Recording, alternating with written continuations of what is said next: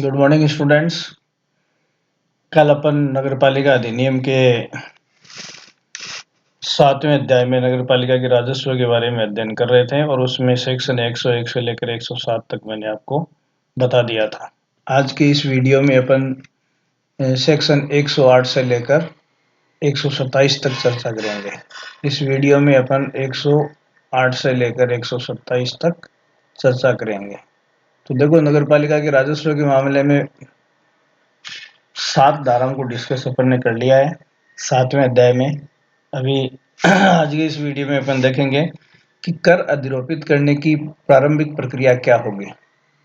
देखो, ऊपर मैंने आपको बताया था कि नगरपालिका के राजस्व के स्रोत क्या क्या होते हैं और उनमें पहला राजस्व का स्रोत मैंने आपको नगरपालिका द्वारा अधिरोपित किया जाने वाला कर बताया था। तो कर अधिरोपित करने की प्रक्रिया क्या होगी, ठीक है। तो सबसे पहले अपन इसमें कर अधिरोपित करने की प्रक्रिया के संबंध में आपसे क्या क्या सवाल पूछे जा सकते हैं उनकी चर्चा करेंगे। देखो, सेक्शन 108 की लैंग्वेज आपके सामने है कि कर अधिरोपित करने का कार्य धारा 103 के अधीन किया जाता है। तो देखो, धारा 103 में जो मुद्दे बताए गए हैं उनके अधीन अपन कर अधिरोपित करने की प्रक्रिया का अध्ययन करेंगे तथा धारा 103 के तहत जो भी कर अधिरोपित किए जाएंगे उनकी प्रारंभिक प्रक्रिया धारा 108 में दी गई है। तो देखो, यहाँ 2 सवाल हैं। पहला सवाल लिखेंगे कि नगरपालिका किस धारा के अधीन कर अधिरोपित करती है। तो धारा 103 के अधीन कर अधिरोपित करती है, या 103 में ये बताया गया कि कौन से मामलों में कर अधिरोपित किए जा सकते हैं। और दूसरा सवाल आपसे पूछा जाए, जो 103 के तहत अधीन कर अधिरोपित किए जाएंगे उनकी प्रक्रिया क्या होगी। तो कर अधिरोपित किए जाने वाले विषय 103 में है और कर अधिरोपित करने की जो प्रक्रिया है वो किसमें, धारा 108 में है, ठीक है। नगरपालिका धारा 103 के तहत जो भी कर अधिरोपित करेगी उसके लिए वह निम्न प्रक्रिया का पालन करेगी। स्टेप बाय स्टेप क्या कदम उठाए जाएंगे। तो पहला सवाल देखो, आपकी समझ में आ गया किस धारा के अधीन कर अधिरोपित करने के मुद्दे हैं 103 में, और कर अधिरोपित करने की प्रक्रिया किस धारा में है, 108 में है। 108 की प्रक्रिया में देखो क्या क्या किया जाएगा। तो सबसे पहले जो काम किया जाएगा वो देखो, नगरपालिका धारा 103 में विनिर्दिष्ट करों में से किसी कर या किसी अन्य कर को अधिरोपित करना चाहती है तो सर्वप्रथम साधारण बैठक में एक संकल्प प्रस्ताव पारित किया जाएगा। देखो, सबसे पहले साधारण बैठक करेगी नगरपालिका कोई भी कर अधिरोपित करने की प्रक्रिया में। सबसे पहले साधारण बैठक, तो बैठक देखो, विशेष बैठक आयोजित नहीं हो सकती। कर अधिरोपित करने के मामले में विशेष बैठक नहीं हो सकती।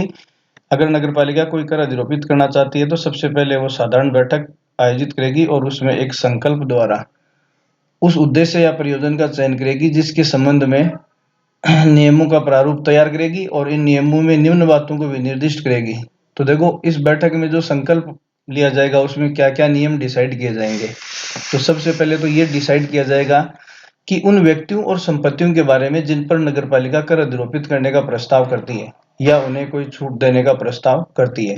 तो देखो, सबसे पहले उस संकल्प में उन व्यक्तियों के बारे में उल्लेख करेगी या उन संपत्तियों के, मतलब किन व्यक्तियों पर टैक्स लग सकता है और किन संपत्तियों पर टैक्स लगता है, इन पर कोई प्रस्ताव करेगी। या फिर अगर किसी व्यक्ति या संपत्ति को कर से छूट देनी है तो उसका भी प्रस्ताव कर सकती है।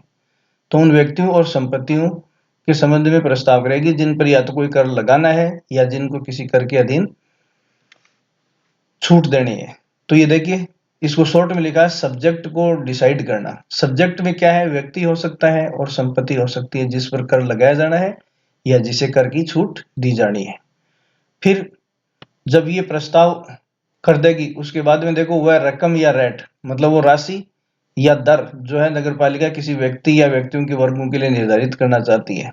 तो देखो, उस दर को, उस कर की दर को डिसाइड करेगी।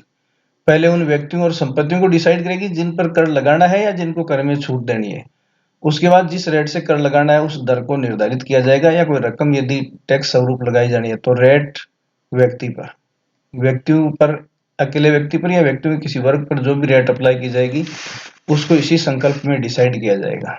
फिर देखिए, तीसरी बात, भवनों या भूमियों या इन दोनों भवन और भूमि दोनों पर रेट जो मूल्यांकन के आधार पर नगरपालिका अधिरोपित करना चाहती है, तो भवनों और भूमियों पर जिस रेट से कर लगाया जाएगा, उनका मूल्यांकन किस आधार पर किया जाएगा, उसका उल्लेख भी उस संकल्प में किया जाएगा। मतलब रेट भवन या भूमि पर जो होगी उसे डिसाइड की जाएगी। फिर वे अन्य मामले जिन्हें राज्य सरकार निर्दिष्ट करने की अपेक्षा नगरपालिका से करती है। मतलब अन्य बातें, तो और अन्य बातें कौन सी उस संकल्प में रखी जाएंगी जो राज्य सरकार उन्हें विनिर्दिष्ट करती है या निर्देशित करती है। ठीक है, नेक्स्ट देखिए, ये सारे काम सबसे पहले किए जाएंगे कि उन व्यक्तियों और संपत्तियों की पहचान की जाएगी जिन पर टैक्स लगाया जाना है या छूट दी जानी है। उस रेट या दर को डिसाइड किया जाएगा जिस दर से व्यक्तियों के वर्गों पर कोई टैक्स लगाया जाना है। उन भूमियों और भवनों का मूल्यांकन किया जाएगा जिन पर टैक्स अधिरोपित करना है, और अन्य उन बातों को संकल्प में शामिल किया जाएगा जो समय समय पर राज्य सरकार अपने निर्देशों से बताए। ये चीज आपको ध्यान में रखनी है। नेक्स्ट देखिए, जब नगरपालिका साधारण बैठक में कर अधिरोपण के संबंध में उपयुक्त में से किसी मामले में संकल्प पारित कर देती है। देखो ऊपर 4 मुद्दे बताए, इन चारों में से किसी भी मामले में संकल्प पारित करेगी और संकल्प पारित कर देती है, तो उससे संबंधित नियम को प्रथम अनुसूची में दिए गए नोटिस सहित प्रकाशित करेगी। तो देखो ये इंपॉर्टेंट सवाल बना है यहाँ। जब नगरपालिका किसी कर व्यक्तियों पर या संपत्ति पर कोई टैक्स लगाएगी या किन्हीं व्यक्तियों और संपत्तियों को टैक्स में छूट देगी, इस संबंध में जैसे ही कोई संकल्प प्रस्ताव पारित कर देती है, तो उस संकल्प प्रस्ताव को प्रथम अनुसूची में दिए गए प्रारूप में प्रकाशित करेगी। जैसे शुरू में मैंने आपको बताया था कि इस अधिनियम के अंत में 6 अनुसूचियां हैं। तो पहली अनुसूची में क्या है? पहली अनुसूची में उस नोटिस का प्रारूप है जिसमें किसी टैक्स को लगाया जाना है या किसी टैक्स में छूट दी जानी है, तो उसका नोटिस किस प्रारूप में होगा। तो देखो ये नीचे नोट यहाँ आपको दिया हुआ है। इस नोट में लिखा है कि प्रथम अनुसूची में नगरपालिका द्वारा अधिरोपित किए जाने वाले करों एवं नोटिस को प्रकाशित करने का प्रारूप है। या फिर ऐसे पूछ लें कि नगरपालिका द्वारा अधिरोपित किए जाने वाले करों के नोटिस को प्रकाशित करने का जो प्रारूप है वो किस अनुसूची में है? प्रथम अनुसूची में है।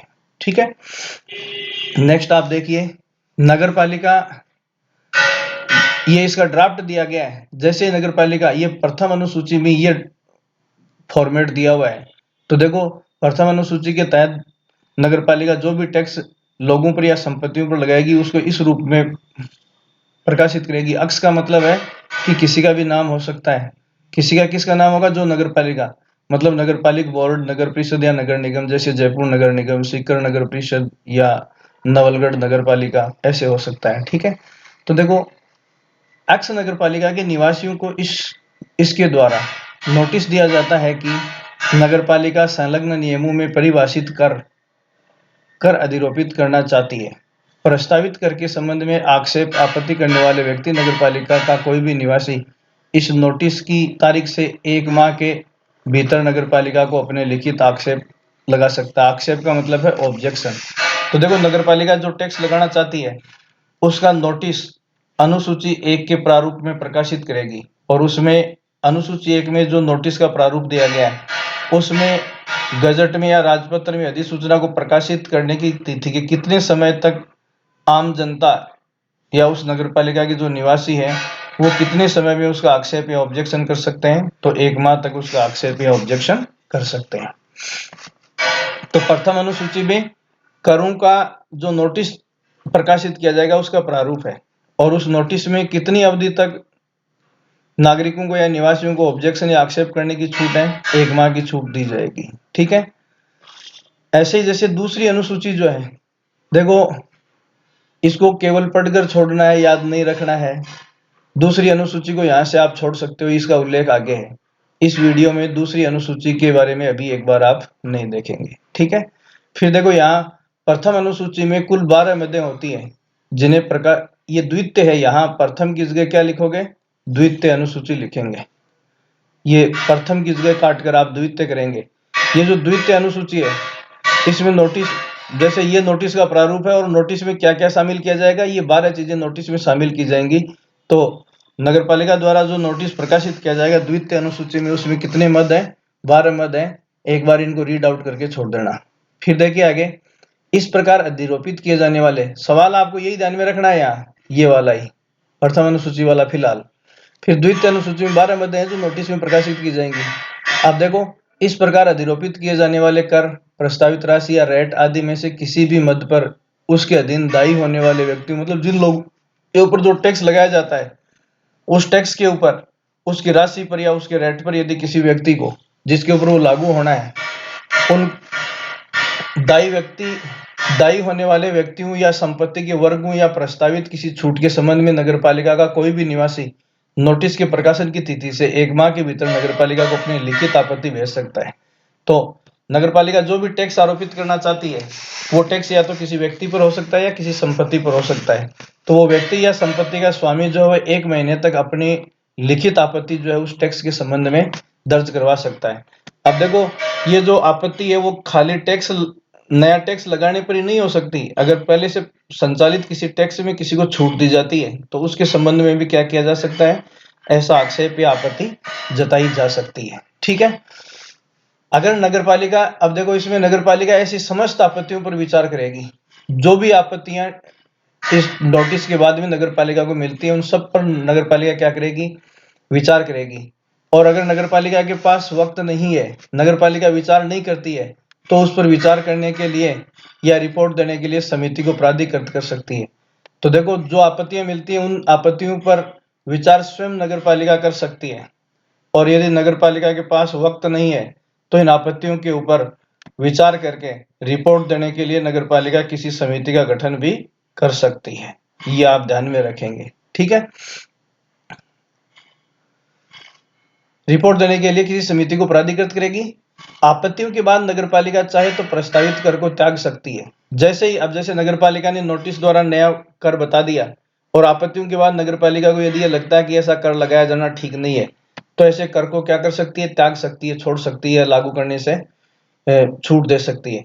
और यदि आपत्तियों के बावजूद भी नगरपालिका किसी कर को अधिरोपित करने का निर्णय लेती है तो विशेष संकल्प प्रस्ताव पारित कर, देखो आपत्तियां हैं उसके बाद भी अगर नगरपालिका उस टैक्स को लगाना चाहती है तो उसे क्या करना पड़ेगा, तो यहां आप ये देखेंगे कि नगरपालिका जो है वो विशेष संकल्प पारित करके ऐसे कर को अधिरोपित करने का निर्देश दे सकती है। इस विशेष संकल्प में उस तारीख को भी समाविष्ट किया जाएगा जिसे प्रस्तावित कर को अधिरोपित किया जाएगा। तो देखो, आपत्तियां जब नगरपालिका को किसी टैक्स के संबंध में मिलती है तो उन आपत्तियों के को देखते हुए नगरपालिका उस टैक्स को लागू करने का विचार त्याग भी सकती है। और आपत्तियों के बावजूद भी यदि नगरपालिका उसको लागू करना चाहती है तो विशेष संकल्प पारित करके जिस स्थिति से उस टैक्स को लगाया जाएगा, उस कर को लगाया जाएगा,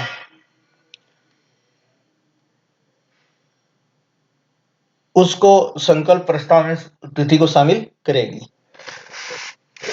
फिर देखिए धारा 109 में क्या है, कर का अधिरोपण आदि। तो कर का देखो, इम्पोजिशन ऑफ टैक्स, इसके संबंध में देखो कर अधिरोपित आदि, आदि का मतलब कर अधिरोपित के अलावा और भी बातें इसमें सेक्शन 109 में शामिल है। तो देखो सेक्शन 109 में जो चीजें आपको बताई गई हैं वो देखिए क्या है।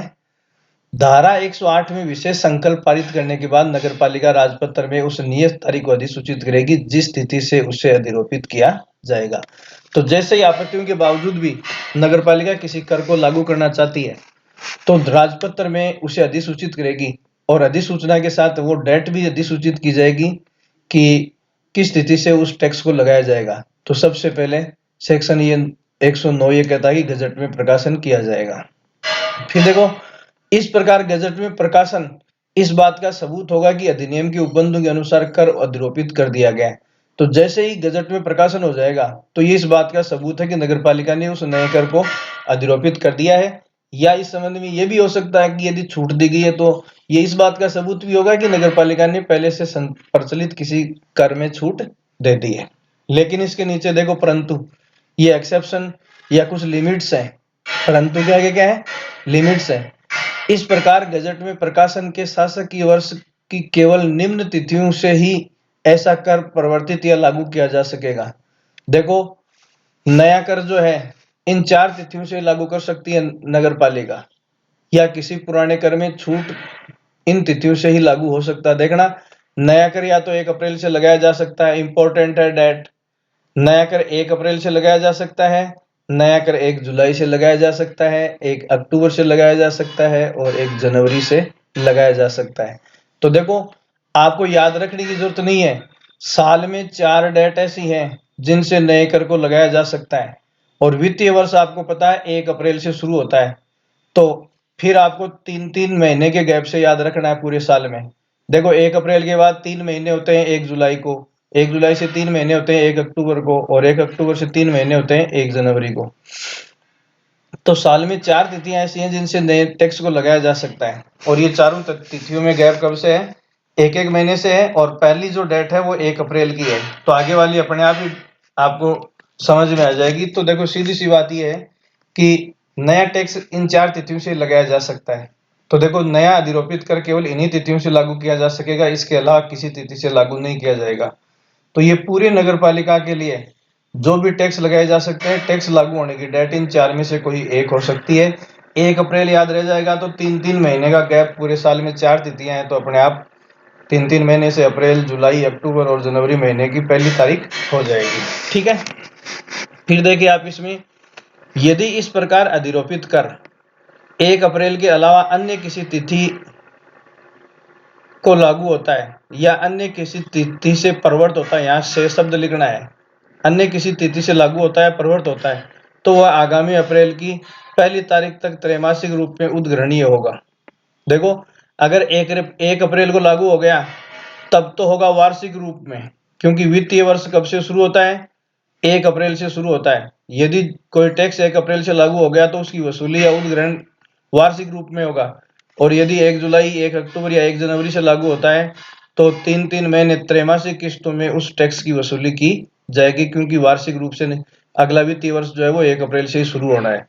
तो वार्षिक रूप से उसी टैक्स को वसूला जा सकता है जिसको कब से लागू किया गया है? 1 अप्रैल से लागू किया गया है। बाकी अगर किसी भी तिथि से उसको लागू किया जाता है तो निश्चित तौर पर उसे क्या किया जाएगा? त्रैमासिक रूप में ही वसूल किया जाएगा, त्रैमासिक रूप में ही वसूल किया जाएगा। तो वार्षिक रूप से देखो, वार्षिक रूप से किस टैक्स को या किस कर को नगर पालिका वसूल कर सकती है? जिसे 1 अप्रैल से लागू किया गया है और यदि 1 जुलाई, 1 अक्टूबर और 1 जनवरी से लागू किया गया है तो नगर पालिका उसे त्रैमासिक रूप में ही उद्ग्रहण या कलेक्ट कर सकेगी। फिर देखिए इसमें क्या है, इस धारा के अधीन नोटिस जारी करने के दिन या उससे पहले संबंधित करके उद्ग्रहण, वसूली के ढंग, तारीख व किस्तों आदि के संबंध में आवश्यक विस्तृत नियम प्रकाशित किए जाएंगे।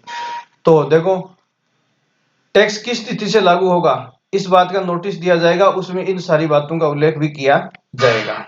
फिर देखिए, यदि कोई कर या कर का कोई भाग का उद्ग्रहण किसी कालावधि या समावधि के लिए मंजूर किया गया है तो उस कालावधि की समाप्ति पर वह समाप्त हो जाएगा तथा ऐसी कालावधि की समाप्ति के बाद उस कालावधि के दौरान देय कर के सिवा कुछ भी उद्ग्रहणीय नहीं होगा। देखिए, इसका मतलब क्या है? कुछ कर निश्चित समय के लिए वसूले जाते हैं। ध्यान रखिए, कुछ कर निश्चित समय के लिए वसूले जाते हैं। जैसे मान लिया कि किसी कर को 6 महीने के लिए वसूल किया जाता है तो इन 6 माह में जितना टैक्स बनता है उसकी यदि वसूली 6 माह में हो जाती है तो ठीक है, अदरवाइज 6 माह के बाद भी इन 6 महीने की अवधि का जो बकाया कर है उसकी वसूली हो सकती है, लेकिन 6 माह से अतिरिक्त अवधि के लिए उस कर की वसूली नहीं होगी। तो देखो, कालावधि विशेष के लिए जो कर लगाए जाते हैं उनको या तो निर्धारित अवधि में वसूला जाएगा या फिर निर्धारित अवधि के गुजरने के बाद भी उसे वसूल किया जाएगा, लेकिन निर्धारित अवधि पूरी होने के बाद की अवधि के लिए किसी प्रकार का टैक्स वसूल नहीं किया जाएगा। फिर देखिए, धारा 110 में क्या दिया, ये करों के संबंध में सिंपल प्रक्रिया। फिर करों में परिवर्तन हेतु प्रक्रिया, ये देखो अभी जो है ये करों को लागू करने के बारे में मैंने आपको बताया है और ये अगला जो मैं आपको बता रहा हूं कि करों में किसी प्रकार का चेंज करना है, तो मैंने आपको पीछे बताया कि नगरपालिका कौन से विषयों पर या किन मुद्दों पर कर लगा सकती है, इस बात का उल्लेख धारा 103 में है। तो देखो, धारा 103 में जो कर नगरपालिका लगाती है उन करों को एक बार लागू करने के बाद यदि इन फ्यूचर या भविष्य में किसी प्रकार का उन करों में चेंज करना चाहती है नगरपालिका तो उसे यथासंभव वही प्रक्रिया अपनानी पड़ेगी जो कर अधिरोपण के लिए धारा 108 और 109 में दी गई है। तो देखो, यहां से देखिए धारा 108 और धारा 109 में कर अधिरोपण की प्रक्रिया है। देखो कर अधिरोपण की प्रक्रिया किन धाराओं में या सेक्शंस में है? 108 और 109 में।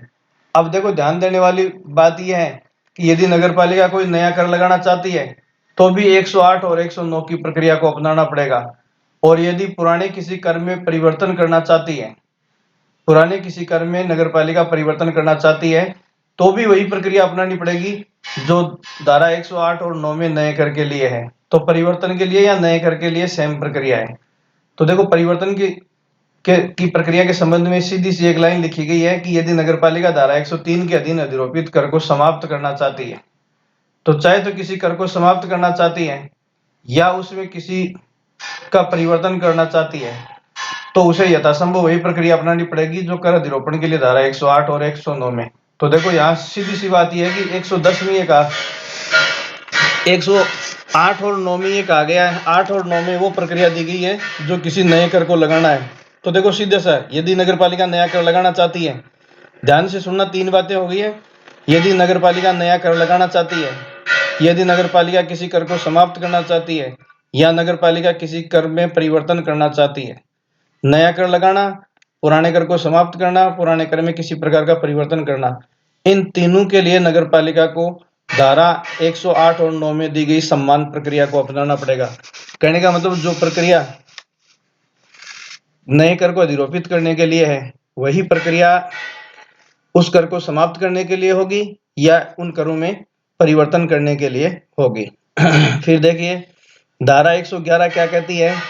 धारा 111 ये कहती है कर को स्थगित करने, सस्पेंड, मतलब कुछ समय के लिए कर की वसूली को रोकना, सस्पेंशन या स्थगित करना है। हालांकि वो समाप्त नहीं होता, इन फ्यूचर उसे वसूल किया जा सकता है। फिर कर का प्रोहिबिट करना, प्रतिषिद्ध करना या कर में सुधार करना, किसी प्रकार की रेमेडी देना। ये तीनों शब्द जो हैं, करों का स्थगन, करों को प्रतिषिद्ध करना और करों में सुधार, इन तीनों का उल्लेख किस में है? धारा 111 में। ये कार्य कौन कर सकती है? राज्य सरकार कर सकती है। तो ये सरकार की क्षेत्राधिकार में या शक्ति में आता है। अब देखो क्या है इसमें, स्थगन, प्रतिषिद्ध और सुधार के मामले में देखिए यदि राज्य सरकार को शिकायत की जाती है, देखो किसे? राज्य सरकार को शिकायत की जाती है या उसे स्वयं ये प्रतीत होता है कि धारा 102 और 103 के अधीन नगरपालिका द्वारा उद्ग्रहित किसी कर का भार अनुचित है। देखो या तो सरकार को स्वतः पता चल जाए या सरकार को कोई शिकायत की जाती है कि धारा 102 और 3 के मुद्दों पर जो टैक्स लगाया गया नगरपालिका द्वारा वो या तो अनुचित है या देखो किसी कर का या उसके किसी भाग का उद्ग्रहण जनसाधारण के हित के प्रतिकूल है। तो देखो या तो वो कर का भार है वही अनुचित है या उसका उद्ग्रहण या वसूली है वो जनसाधारण के प्रतिकूल है या उस कर का उद्ग्रहण जनसाधारण के लिए हानिकारक है। देखो या तो जनसाधारण के प्रतिकूल है या उसका कलेक्शन जो है वो जनसाधारण के लिए हानिकारक है या उस कर का भार अनुचित है। तो राज्य सरकार नगरपालिका से निर्धारित समय में ऐसे किसी त्रुटि या आक्षेप को हटाने या निराकरण के उपाय करने की अपेक्षा कर सकेगी। और यदि ऐसी अपेक्षा निर्धारित अवधि में राज्य सरकार को समाधान पर पूरी होती नजर नहीं आती है तो वह राजपत्र में अधिसूचना द्वारा उस कर या उस कर के किसी भाग को तब तक के लिए स्थगित कर सकेगी जब तक कि ऐसी त्रुटि या आक्षेप का निराकरण नहीं कर दिया जाता या उस कर को समाप्त नहीं कर दिया जाता। तो देखो क्या है, यदि इनमें से कोई किसी कर के मामले में इनमें से कोई सी भी स्थिति बनती है तो राज्य सरकार सबसे पहले तो क्या करेगी? नगरपालिका से अपेक्षा करेगी कि उस त्रुटि का निराकरण किया जाए। और यदि राज्य सरकार के कहने के बाद भी नगरपालिका ऐसा कोई समाधानप्रद उपाय नहीं निकालती है तो इस संबंध में उस कर को स्थगित करने का पावर किसको है? देखो उस कर का राजपत्र में अधिसूचना द्वारा इस कर को स्थगित करने का पावर किसको है? राज्य सरकार को है। कब? जब नगरपालिका ऐसा नहीं कर पाती है। और कब तक? जब तक ऐसी त्रुटि या आक्षेप का निराकरण नहीं कर दिया जाता तब तक के लिए ऐसा ही होगा। फिर धारा 112 का टाइटल देखिए, कर को स्थगित, सस्पेंड या समाप्त, एबोलिश करने की नगरपालिका की शक्ति। तो देखो अभी तो स्थगित करने की शक्ति राज्य सरकार किसी नगर पालिका के कर को तभी स्थगित करेगी जब पहले राज्य सरकार ने नगर पालिका से अपेक्षा की है और नगर पालिका ने कोई उचित समाधान नहीं किया तभी, अदरवाइज उसका जो स्थगन या समापन है वो नगर पालिका सेक्शन 112 के तहत करेगी। अब देखिए इसमें क्या है, नगर पालिका को राज्य के सामान्य या विशेष आदेशों के अधीन रहते हुए यदि ये समाधान हो जाए कि किसी कर को स्थगित या समाप्त करना लोकहित में है तो उसे स्थगित या समाप्त किया जा सकता है। तो देखो नगर पालिका किसी कर को स्थगित, देखो दो शब्द है, स्थगित या समाप्त कब कर सकती है, जब उसे ये लगे कि वह कर जो है वो लोकहित के विपरीत है। तो देखो सवाल इंपॉर्टेंट बनता है, नगर पालिका किस आधार पर किसी कर को स्थगित या समाप्त कर सकती है, लोकहित के आधार पर, यदि उसे ऐसा करना लोकहित में नजर आए या लोकहित में प्रतीत हो। फिर देखो सेक्शन 113 क्या कहता है, सेक्शन 113 का टाइटल है, देखो सेक्शन 113 का टाइटल है कर का निर्धारण और कर निर्धारकों की नियुक्ति। देखो assessment of tax and appointment of assessors. तो देखो कर का निर्धारण कैसे किया जाएगा और कर निर्धारण करने वाले अधिकारियों की जो नियुक्ति है वो कैसे की जाएगी, इस संबंध में धारा 113 में उल्लेख किया गया है। 113 की सामान्य भाषा आपको क्या कहती है कि नगरपालिका करों के निर्धारण हेतु कर निर्धारकों की नियुक्ति का अधिकार राज्य सरकार को है। तो देखो नगरपालिका के करों का जो निर्धारण किया जाएगा, ध्यान देना, नगरपालिका के करों का निर्धारण जो किया जाएगा वो कर निर्धारकों द्वारा किया जाएगा और ऐसे कर निर्धारकों की नियुक्ति नगरपालिका नहीं करके कौन करेगी, राज्य सरकार। देखो कर निर्धारक किसके लिए काम करेंगे, नगरपालिका के लिए, लेकिन उन कर निर्धारकों की नियुक्ति कौन करेगी, राज्य सरकार करेगी। तो ये सवाल इंपॉर्टेंट है, कर निर्धारकों की नियुक्ति कौन करती है, राज्य सरकार। दूसरा, कर निर्धारक किसके लिए काम करते हैं, नगरपालिकाओं के लिए, ठीक है। तथा इस प्रकार नियुक्त कर निर्धारक राज्य सरकार के नियमानुसार ही करों का निर्धारण करेंगे। तो जो कर निर्धारक नियुक्त किए जाएंगे राज्य सरकार द्वारा वो सरकार के नियमानुसार ही करों का क्या करेंगे, निर्धारण करेंगे। फिर देखो कर निर्धारकों को राज्य सरकार किसी सामान्य या विशेष आदेश द्वारा कोई अन्य कार्य भी समुद्देशित कर सकती है या सौंप सकती है। तो देखो सामान्यतः कर निर्धारकों का कार्य होता है करों का निर्धारण करना, लेकिन उन्हें यदि अतिरिक्त कार्य सौंपना है तो कर निर्धारकों को अतिरिक्त कार्य कौन सौंप सकती है, राज्य सरकार सौंप सकती है, ठीक है। और उनकी नियुक्ति भी कौन करती है, राज्य सरकार। तो कर निर्धारकों की नियुक्ति राज्य सरकार करती है, इसीलिए कर निर्धारकों को राज्य सरकार जो है वो अन्य कार्य भी सौंप सकती है। फिर देखो करों को स्थगित करने की शक्ति, यहाँ देखो करों को स्थगित करने की शक्ति राज्य सरकार को भी है और करों को स्थगित करने की शक्ति नगरपालिका को भी है। तो यहाँ इंपॉर्टेंट हो जाती है धारा, राज्य सरकार किस धारा के तहत करों को स्थगित करती है, 112 के तहत, और नगरपालिका किस धारा के तहत करों को स्थगित करती है, 112 के तहत। ये आपको ध्यान में रखना है। फिर नेक्स्ट अगला सवाल जो आपको देखना है सेक्शन 114, देखिए इसमें देखो धारा 102 में किसी भवन या भूमि के स्वामी व अधिभोगी के संबंध में जो टैक्स लगाए जाते हैं उनकी व्यवस्था है। अब यहाँ देखिए क्या दिया गया है, कर निर्धारक को स्वामी या अधिभोगी आदि द्वारा कुछ जानकारियां देना और उन्हें देने में विफल रहने का परिणाम। देखो सामान्यतः जो टैक्स असेसर है, कर का निर्धारण करने वाला अधिकारी है जिसकी नियुक्ति राज्य सरकार करती है, उसको कोई भी भूमि या भवन का स्वामी या अधिभोगी जो है कुछ जानकारियां देने के लिए बाध्य है, और मान लो कि वो जानकारियां किसे नहीं दी जाती है, यदि वो जानकारियां देने में विफल रहता है तो क्या हो सकता है इसका परिणाम। तो देखो कर निर्धारक धारा 102 में वर्णित किसी भवन या भूमि या इन दोनों के स्वामी या अधिभोगी से युक्त कालावधि में यदि निम्न में से किसी जानकारी को देने की अपेक्षा करता है तो देने के लिए बाध्य है। देखिए यहाँ ध्यान रखने वाली बात क्या है, ये देखना, यदि किसी भी भवन या भूमि के स्वामी और अधिभोगी से कर निर्धारक अगर किसी प्रकार की जानकारी लेने की अपेक्षा करता है तो वो जानकारी देने के लिए बाध्य होगा, कौन, उस भूमि या भवन का संपत्ति या अधिभोगी, ठीक है। तो कौन कौन से मामले हैं, तो देखो निम्न में से किसी जानकारी को देने के लिए बाध्य है, हर मामले में जानकारी देने के लिए बाध्य नहीं है।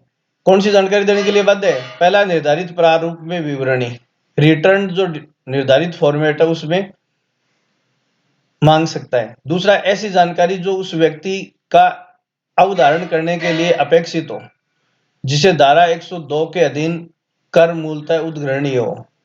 ठीक है, ये दोनों चीजें देने के लिए बाध्य है। मतलब ऐसी जानकारी जो उस व्यक्ति का अवधारण करने के लिए अपेक्षित हो, मतलब कोई व्यक्ति कर के दायरे में आता है कि नहीं आता है, ये डिसाइड करने के लिए जो भी जानकारी मांगी जाए वो भी उसे देनी पड़ेगी।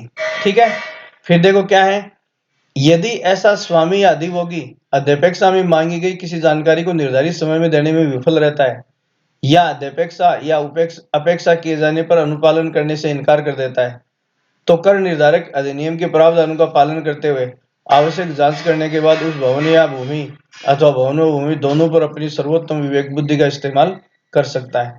तो देखो, किसी भी भवन या भूमि के स्वामी या अधिभोगी से पहले कर निर्धारक कुछ जानकारी मांगेगा, और अगर वो जानकारी देने में विफल हो जाता है तो वो अपने हिसाब से, अपने विवेक से, ठीक है, इस संबंध में निर्णय ले सकेगा। फिर धारा 115 में देखिए, धारा 115 संशोधन के प्रयोजन हेतु सूचना देने की बाध्यता। देखो, अगर किसी भी भवन के निर्माण में किसी प्रकार का संशोधन करना है, उसमें बढ़ोतरी करनी है, तो उसका स्वामी निर्माण, पुनर्निर्माण या परिवर्तन पूर्ण होने की तारीख से 1 माह के भीतर नगरपालिका को इसकी सूचना देगा। और यदि निर्माण पूर्ण होने से पहले ही वह उस भवन का अधिभोग करने लग जाता है, तो अधिभोग शुरू करने की तिथि से 1 माह के भीतर नगरपालिका को सूचना देगा। देखिए, इस एग्जाम्पल को आप आसानी से समझ सकते हो। जैसे अपना घर नगरपालिका के क्षेत्र में है या प्लॉट नगरपालिका के क्षेत्र में, वहां अपन भवन बनाना चाहते हैं, पुराने भवन का पुनर्निर्माण करना चाहते हैं, परिवर्तन का मतलब उसको और आगे निर्मित करना चाहते हैं। तो पहली बात तो, हम जो निर्माण करना चाहते हैं उस निर्माण से पहले उस भवन का, तो ऐसे परिवर्तन को जैसे ही करेंगे तो हम उस परिवर्तित भवन का उपभोग जिस दिन शुरू करेंगे उसके 1 माह के भीतर नगरपालिका को इसकी सूचना हमें देनी पड़ेगी। ठीक है, अर्थात निर्माण पूर्ण होने या अधिभोग शुरू होने में से जो भी तिथि पहली है, जैसे कई बार क्या है कि अपन पूरा मकान बनने से पहले ही रह जाते हैं, रहना शुरू कर देते हैं, तो या अगर पहले रहना शुरू करते हैं तो रहने की तिथि से, और पहले निर्माण पूरा होता है और उसके बाद अपन उपभोग अधिभोग शुरू करते हैं उसका, तो अधिभोग शुरू करने या निर्माण पूर्ण होने से पहले अपन रहना शुरू करते हैं, उस तिथि से 1 माह के भीतर जो है वो हमें ये सूचना नगरपालिका को देनी पड़ेगी कि हम इस भवन में रहना शुरू कर चुके हैं। ठीक है, इससे 1 माह के भीतर स्वामी नगरपालिका को सूचना देगा। तो किसी भी भवन का स्वामी जो है वो या तो निर्मित होने की तिथि से 1 माह के भीतर, या फिर निर्मित होने से पहले अगर वो रहने लग जाता तो जिस दिन रहना शुरू करेगा उस दिन से 1 माह के भीतर जो है वो नगरपालिका को इस बात की सूचना देगा कि मैंने इसमें आवास करना शुरू कर दिया है। देखो, अब इस धारा 14 के तहत जो जिम्मेदारी है, 15 के तहत जो जिम्मेदारी दी गई है सूचना देने की, इस संबंध में यदि कोई व्यक्ति सूचना देने में विफल रहता, जैसे अपन ने मकान बनाया, रहना शुरू कर दिया, नगरपालिका को सूचित नहीं किया, तो उस पर नगरपालिका निम्न में से कोई भी शास्ति निरूपित कर सकती है, और इनमें से वो शास्ति निरूपित की जाएगी जो अधिक होगी। देखो, अधिकतम 500 रुपए, अधिकतम 500 रुपए।